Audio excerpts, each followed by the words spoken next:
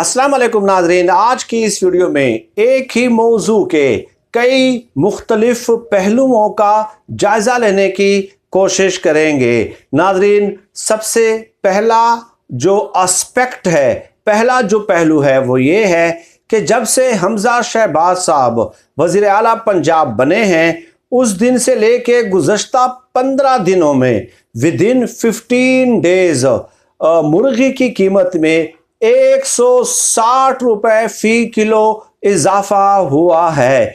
160 रुपए। और नाजरीन, इसके साथ साथ चीनी की कीमत में भी इजाफा देखने को मिला है। अब सवाल ये पैदा होता है कि क्यों जनाब, इस हवाले से कई तहकीकाती रिपोर्ट्स पहले ही पब्लिश्ड हो चुकी हैं कि हमजा शहबाज का मुर्गियों का भी कारोबार है और इसके अलावा शरीफ खानदान का जो चीनी का कारोबार है, चीनी के कारखाने हैं, उस हवाले से तो पाकिस्तान का बच्चा बच्चा जो है वो आगाही और वाकफियत रखता है। लेकिन वो सहाफ़ी फोत हो गए हैं जो रोज़ाना स्टॉक मार्केट के बारे में बताते थे, जो रोज़ाना डॉलर के बारे में अपडेट करते रहते थे, जो रोज़ाना दालों की कीमतें बताते थे। लेकिन आज जो है वो या तो मुल्क से बाहर चले गए हैं या फिर ऊपर चले गए हैं। तो ये है उनकी सहाफ़त का हाल।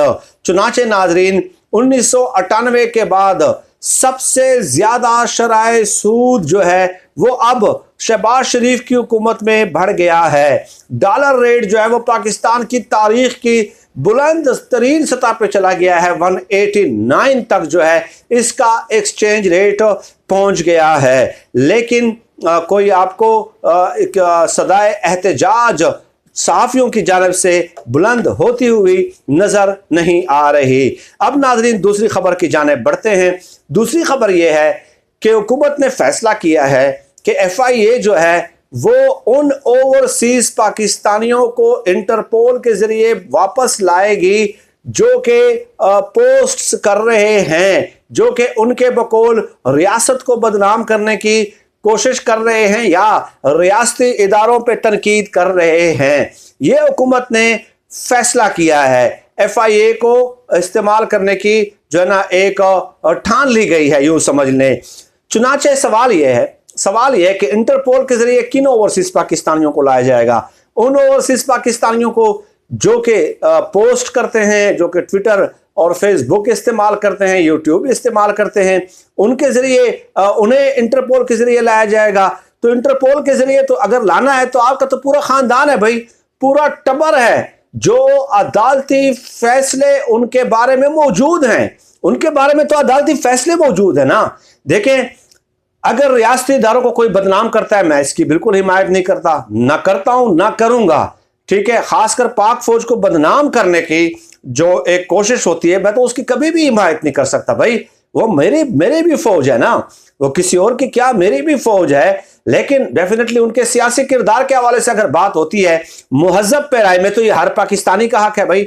लेकिन यहां पे तो हाल क्या है, यहां पे हाल ये है जनाब अली के मफरूर हैं नवाज शरीफ साहब, इसके अलावा इसहाक डार साहब, इसके अलावा इसहाक डार के फर्जंद अर्जुमंद अली डार साहब, इसके अलावा नवाज शरीफ के दो जो फर्जंद हैं हसन नवाज और हुसैन नवाज, आगे चलें सलमान शहबाज, और इसके अलावा उनके जो दामाद हैं अली इमरान हैं, पता नहीं कोई इस तरह नाम है।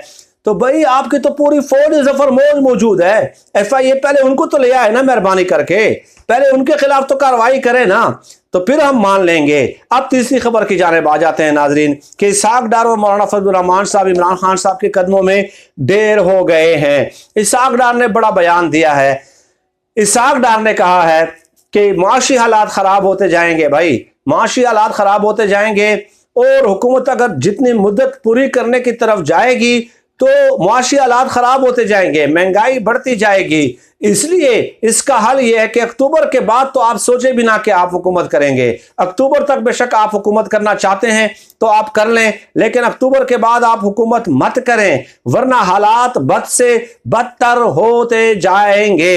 यह है इमरान खान साहब का दबाव। इमरान खान साहब का भी नैरेटिव यही है कि जल्द अज जल्द इंतखाबात कराएं। तो ये इसहाक डार साहब भी अब उनके कदमों में ढेर हो गए हैं कैसे? क्योंकि इमरान खान साहब कहते रहे कि भाई महंगाई है, इंटरनेशनल फैक्टर्स हैं, इस बात को समझने की कोशिश करें। अब इसहाक डार समझ गए हैं। एक तो इमरान खान साहब के साथ उन्होंने इत्तेफाक कर लिया कि बिल्कुल ठीक है, बिल्कुल सही है भाईजान कि जो है ना हम कबल अज वक्त इंतखाबात करेंगे, और उनका जो महंगाई का एक नैरेटिव था, जो एक दलील थी इमरान खान साहब की, उसके साथ भी इत्तेफाक कर लिया है। अब आगे चले नाजरीन, मौलाना फजलुर रहमान साहब ने भी जलसों का शेड्यूल जारी कर दिया है। JUIF ने जलसों का शेड्यूल जारी कर दिया है। What does that mean? ANP ने जलसों का शेड्यूल जारी कर दिया है। पीपल्स पार्टी ने सिंध में जलसों का शेड्यूल जारी कर दिया है। तो नून लीग तो ऑलरेडी मरियम नवाज जो है वो जलसे कर रही है। वाई? क्यों? क्योंकि इन्हें बता दिया गया है कि अगर लॉन्ग मार्च इमरान खान साहब का धरना मई के आखिर में आता है तो किसी भी वक्त इलेक्शन हो सकते हैं भाई। तो ये भी जो लोग हैं, मौलाना फजलुर रहमान साहब भी अब कप्तान के कदमों में यूं समझ लें कि ढेर हो गए ना, क्योंकि उनको इदराक हो गया है कि इमरान खान साहब ने जो ना लॉन्ग मार्च की सूरत में या धरने की सूरत में इलेक्शन करवा के ही छोड़ने हैं, वरना हालात तसादुम की तरफ जा सकते हैं।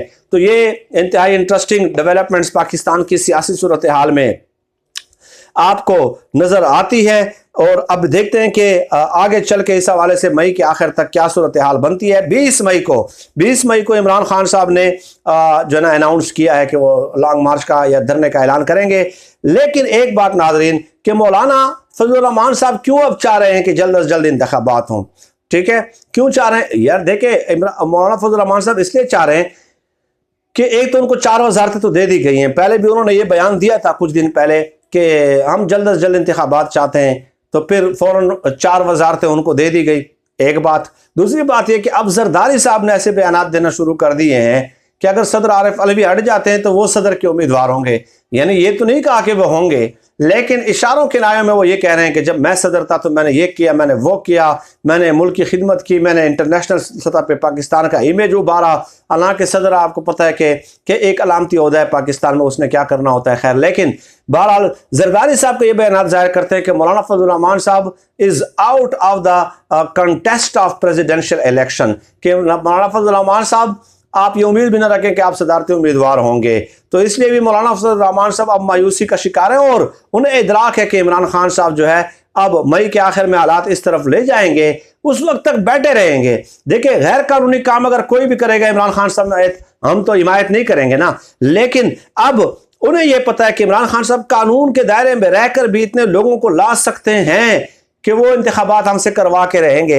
यही वजह है कि इसहाक डार और मौलाना फजलुर रहमान साहब ने नमश्ता दीवार पढ़ लिया है और उनके कदमों में ढेर होना ही ज़रूरी समझा। और पहली बार मौलाना फजलुर रहमान साहब इमरान खान साहब के साथ एक पेज पे नज़र आ रहे हैं कि इलेक्शन जल्दी होने चाहिए, क्योंकि सदारती उम्मीदवार की उनकी उम्मीदें दम तोड़ती हुई नज़र नहीं आ रही, बल्कि यकीनन दम तोड़ चुकी हैं। सरे दस नाज़रीन, आज की इस वीडियो में इन्हीं गुजारिशात पे इक्तफा करता हूँ। अल्लाह पाक से दुआ है कि अल्लाह पाक हमें खल्क़ खुदा के लिए आसानियाँ पैदा करने की तौफीक अता फरमाया। आमीन या रब्बल आलमीन।